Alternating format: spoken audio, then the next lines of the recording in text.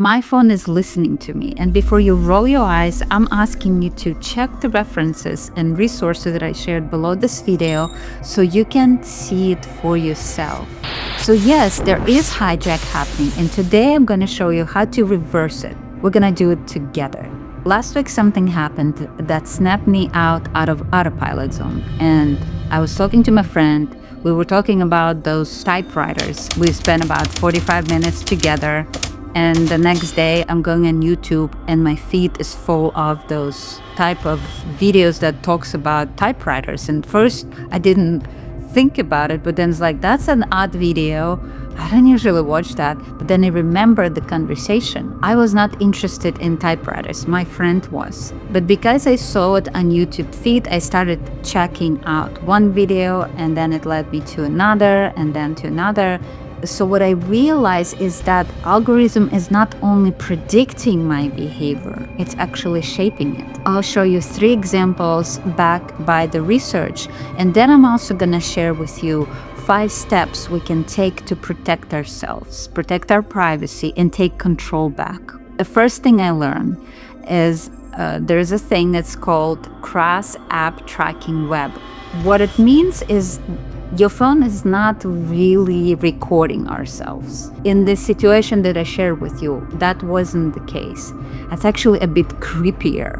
In one research, I found out that 55% out of 300 most popular apps leaking our data through hidden trackers.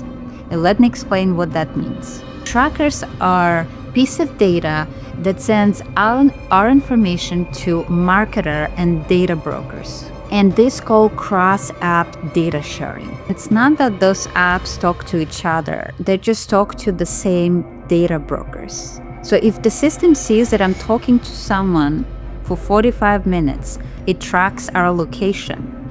Then it is assumed that my friend's interests, it is something that I have too, because we spend that much time together. And so then the system decides that they're gonna track me as well. The second example is the engineering anxiety. And it happens when we got so attached to an app or the game or the phone.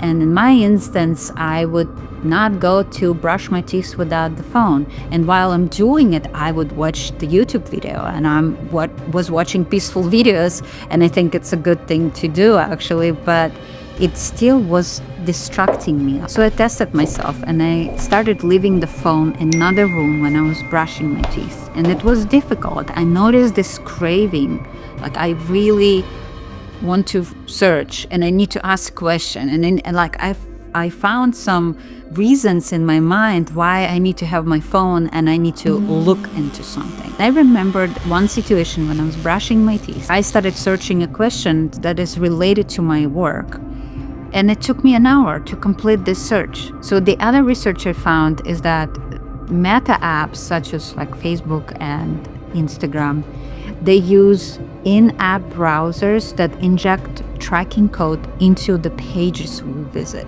On Android, meta apps can actually track activities even in incognito mode.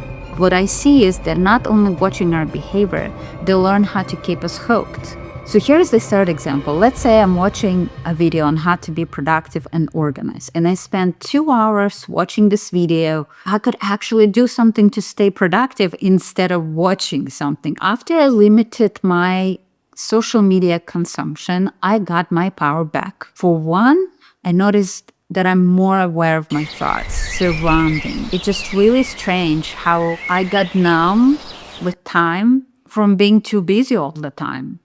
And I have to do certain things due to my work, but we also need to schedule some breaks and some solitude time. Here are 5 steps that can help us to take our power back.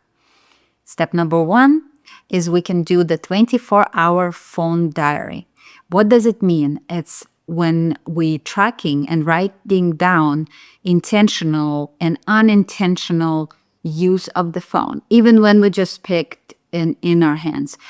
Sometimes when I work and somebody messaging me or I get a notification on the phone, I look into it. So if you look and you're not getting distracted, that's okay. But if you pick it up, then you add it to your diary, to your schedule, and you write it down at what time you pick it up and what was the reason.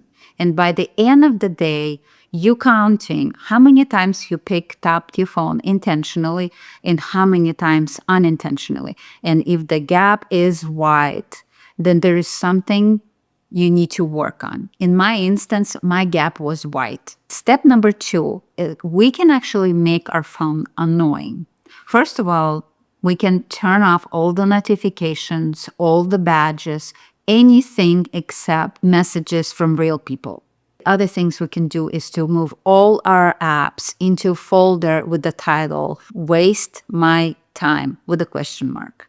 And every time we go into this folder, it will encourage us to think, is it time waster?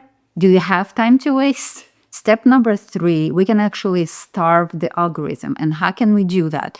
We can do it by not clicking recommended videos, by instead search for the topic that we don't usually watch. For example, how bees are making honey, or crypto topic. I never watched this thing. If I looked for it, the algorithm would get confused because I don't usually do that. And that's the good thing, because when the algorithm is getting confused, it doesn't have control over us. And that's what we're trying to do. We want to get independent. We want to make decisions based on our preferences, not the manipulation. Step number 4, we can actually create sacred spaces.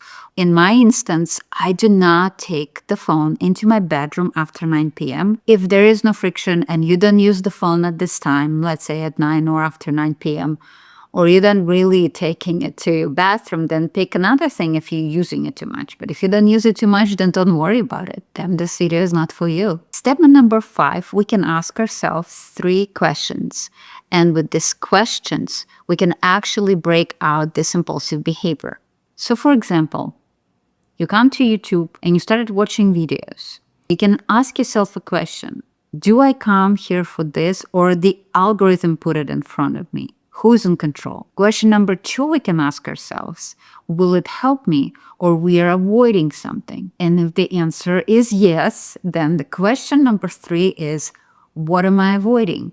And this is a very powerful question. And in most cases, if we are honest with ourselves and we identify what exactly we're avoiding, this urge to go to watch something impulsively will disappear. We're not against technology, we're not against AI, we're not even against social media.